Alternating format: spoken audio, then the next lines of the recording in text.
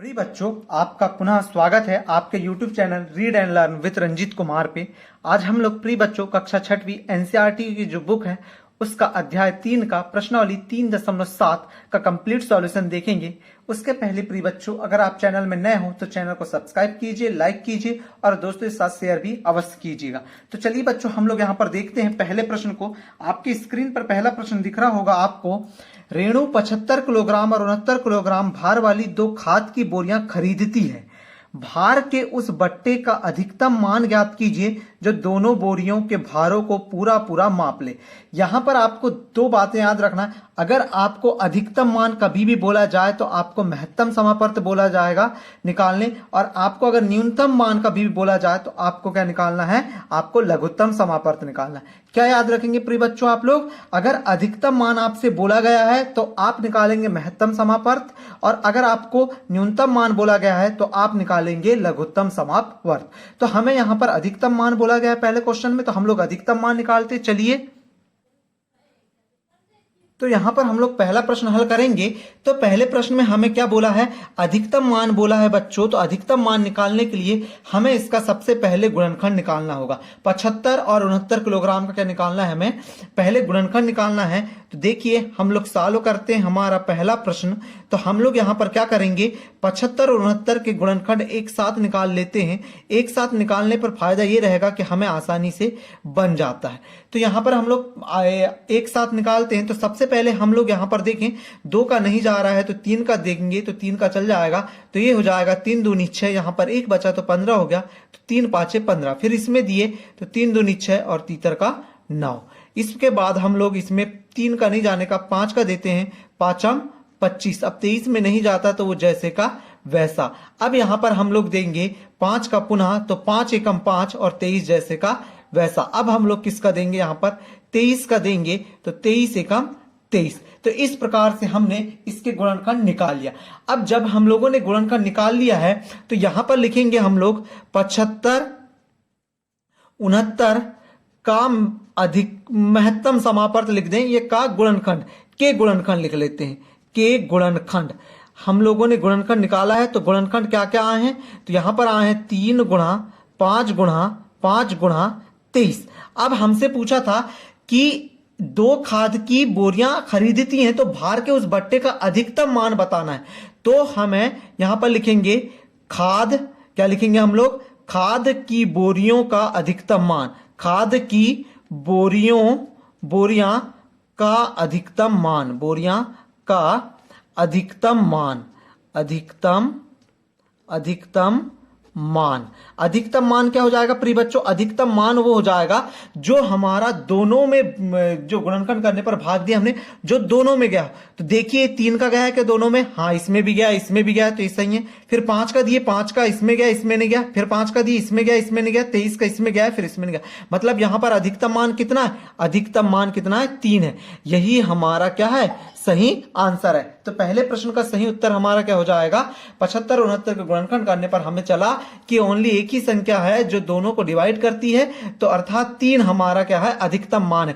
अधिकतम मान को मैंने आपको बताया क्या बोलते हैं, महत्तम समापर्त बोलते हैं। क्या बोलते हैं, महत्तम समापर्त। और महत्तम समापर्त को इंग्लिश में बोलते हैं HCF, हाईएस्ट कॉमन फैक्टर। याद रखेंगे, ठीक है प्रिय बच्चों। अब अगला प्रश्न लेते हैं। अगला प्रश्न देखेंगे आप लोग। अगला प्रश्न है आपके सामने। अगला प्रश्न क्या बोल रहा है, 3 लड़के एक ही स्थान से एक साथ कदम उठाकर चलना प्रारंभ करते हैं। उनके कदमों की माप क्रमशः 63 सेंटीमीटर, 70 सेंटीमीटर और 77 सेंटीमीटर है। इनमें से प्रत्येक कितनी न्यूनतम दूरी तय करे कि वह दूरी पूरी कदमों में तय हो जाए। अब यहां पर हमें न्यूनतम दूरी बोला है, तो मैंने अभी आपको बताया था न्यूनतम दूरी मतलब होता है, वहां पर हमें क्या ज्ञात करना है, न्यूनतम दूरी मतलब हमें लघुत्तम समापर्त ज्ञात करना है। अधिकतम बोलेगा तो महत्तम समापर्त, अगर आपसे न्यूनतम बोलेगा तो आपको लघुत्तम समापर्त निकालना है। तो इसके लिए हम लोग क्या निकालेंगे, लघुत्तम समापर्त निकालेंगे। तो देखिए सॉल्व करते हैं हम लोग दूसरे नंबर के क्वेश्चन को। तो दूसरे नंबर का क्वेश्चन के लिए भी सेम वैसे करते, अलग अलग आपको निकालना हो तो अलग अलग निकालिए, एक साथ निकालना तो एक साथ निकालेंगे। तो हम इस प्रश्न के लिए अलग अलग निकालते हैं, आपको अलग अलग भी बनने को होना। तो 63 का दिए, तो यहां पर 63, चलो एक साथ निकालते हैं, ज्यादा सरल हो जाता है। चलो अलग अलग ही करते हैं। तो यहां पर 63 में 3 का जाएगा, 3 दूनी 6, 3 एकम 3, फिर 3 का जाएगा 3 सत्ते 21 और फिर कितने का जाएगा 7 एकम 7। उसके बाद हम लोग अगले निकालते हैं। अगला क्या है हमारा, अगला है 70। 70 के लिए सबसे पहले 2 का जाएगा तो 2 तिया 6, 2 पंचे 10, फिर 5 का जाएगा 5 7 35, 7 एकम 7। फिर यहां पर 77 है तो 77 में भी देख लेते हैं हम लोग, गुणनखंड कर लेते हैं 77 के। पहले 7 का जाएगा 7 एकम 7, 7 एकम 7 और फिर 11 का जाएगा। तो इस प्रकार से तीनों के हमने गुणनखंड निकाल लिए हैं। अब गुणनखंड निकालने के बाद यहां पर 63 के गुणनखंड कह के लिखिए, तो 63 के गुणनखंड लिख लेते हैं। तो हम लोगों ने यहां पर क्या लिखा, 63 के गुणनखंड क्या क्या है, 3 गुणा 3 गुणा 7। फिर हम लोग किसके लिख लेंगे, 70 के गुणनखंड लिख लेते हैं। 70 के गुणनखंड क्या है, 2 गुणा 5 गुणा 7। और फिर किसके लिख लेंगे हम लोग, 77 के गुणनखंड लिख लेंगे। तो 77 के गुणनखंड कितने आए, 7 गुणा 11। अब यहां पर हमें 3 लड़के एक ही स्थान पर एक साथ कदम उठाकर चलना प्रारंभ करते हैं बोला था। उनके कदमों की माप हमें दी गई थी, तो इनमें से प्रत्येक कितनी न्यूनतम दूरी तय करे कि वह पूरे कदमों को तय हो जाए, मतलब कि पूरे कदमों में तय हो जाए वो जो दूरी है वो। तो न्यूनतम दूरी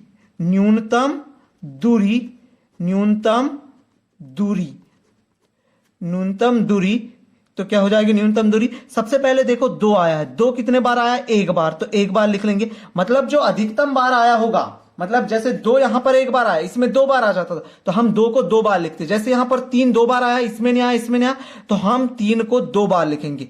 अब यहां पर देखिए 5 की बात करें, 5 एक ही आया तो 5 लिखेंगे। 7 इसमें भी आया, इसमें भी आया, इसमें भी एक एक आया, तो हम एक ही बार लिखेंगे। आपको यहां पर तीनों का नहीं लिखना है। तीनों में अगर 1 बार आया तो एक ही बार लिखेंगे। अगर तीनों में किसी में एक में ज्यादा आ गया, एक में कम आया तो ज्यादा वाला मान लिखते। फिर यहां पर 11 है तो फिर ये 11।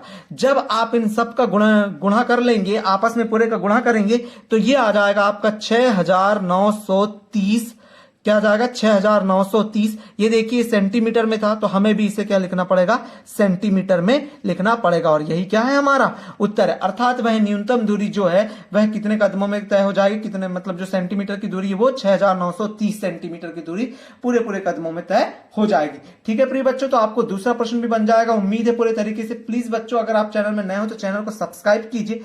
सब्सक्राइब करोगे तो आपको ऐसे ही वीडियो आसानी से आपके लिए मिल जाएंगे। ठीक है, अगला प्रश्न देखते हैं। अगला प्रश्न है अब आप लोगों के लिए हमारे सामने। अगला प्रश्न क्या है आपका, तीसरा प्रश्न क्या कह रहा है, किसी कमरे की लंबाई चौड़ाई और ऊंचाई क्रमशः 825 सेंटीमीटर, 675 सेंटीमीटर और 450 सेंटीमीटर है। ऐसा सबसे लंबा फीता ज्ञात कीजिए जो कमरे की तीनों विमाओं को पूरा माप ले। मान लो आपके यहां पर देखिए कमरा बना हुआ है जिसकी लंबाई चौड़ाई और ऊंचाई आपको दिख रही होगी।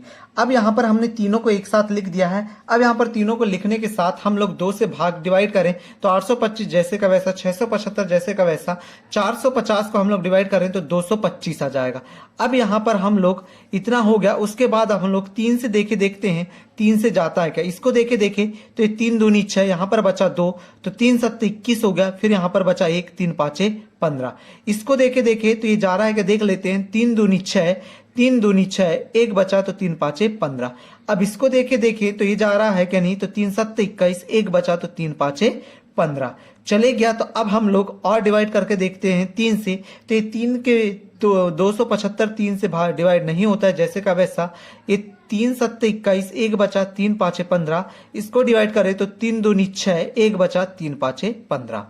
अब यहां पर और 3 का जा रहा होगा तो हम लोग 3 का और देंगे तो यहां पर हो जाएगा 275। फिर यहां पर हो जाएगा 3 दूनी 6, 1 बचा 3 5 15 और ये 25 जैसे का वैसा। अब हमारा 5 का जा रहा है तो 5 का देंगे हम लोग। 5 का दिए तो क्या हो गया, 5 दूनी 10, 5 25। यहां पर समझिए 5 25, 2 बचा 5 25। फिर ये 5 25 और ये भी आ जाएगा 5 25। अब यहां पर 5 से देंगे तो 5 11 55 होता है तो 5 एकम 5, 5 एकम 5, फिर 5 एकम 5, 5 एकम 5।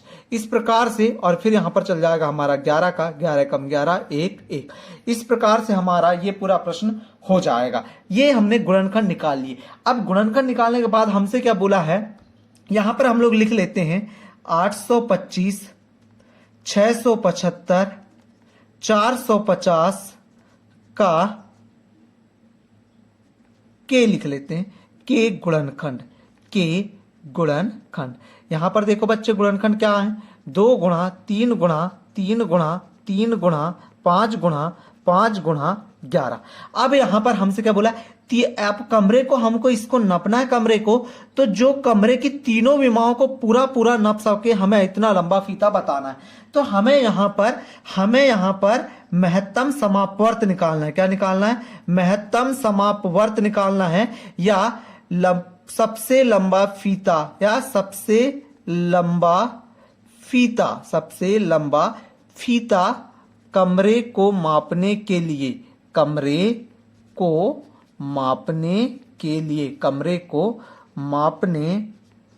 के लिए। तो क्या करेंगे हम लोग, सबसे लंबा फीता या कमरे को मापने के लिए जो चाहिए उसको देख लेंगे। तो हमें ऐसी संख्या देखना है जिसने सभी को डिवाइड किया है। हमें ऐसी संख्या क्या देखना है जिसने सभी को डिवाइड किया, मतलब तीनों अंकों को। क्या ये 2 ने तीनों अंकों को डिवाइड किया है? नहीं। ये 3 ने तीनों अंकों को डिवाइड किया है क्या? हाँ, तो यहां पर ये 3 आ जाएगा।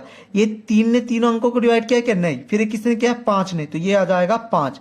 इस 5 ने भी तीनों अंकों को डिवाइड किया है, तो ये आ जाएगा 5।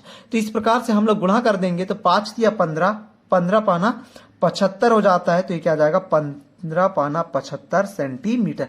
यही क्या है? हमारे इस प्रश्न का उत्तर है। ठीक है प्रिय बच्चों, तो आप लोग तीसरे प्रश्न का भी उत्तर कर लीजिएगा। अगर कोई भी डाउट है तो आप हमें कमेंट करके पूछ लीजिएगा, या टेलीग्राम चैनल में ज्वाइन हो जाइएगा, जिसकी लिंक आपको डिस्क्रिप्शन में मिल जाएगी। और उसी के साथ प्रिय बच्चों, हम लोग यहाँ पर 3 ही प्रश्न कर रहे हैं। अगले वीडियो में हम लोग अगले जो प्रश्न रह गए हैं उनको हल करेंगे। तो ठीक है, मिलते हैं अगले वीडियो में। थैंक यू फॉर वॉचिंग बच्चों। लेकिन इसके पहले प्लीज चैनल में नए हो तो सब्सक्राइब कर लीजिए, दोस्तों के साथ शेयर भी कीजिए, क्योंकि अगर आप सब्सक्राइब करोगे तो मैं जो भी वीडियो अपलोड करूंगा वो आपको आसानी से आपके पास आ जाएगा। नोटिफिकेशन जैसे ही आएगी तो आप उसे बहुत अच्छे तरीके से समझ लेंगे। ठीक है प्रिय बच्चों, मिलते हैं अगले वीडियो में। Thank you for watching.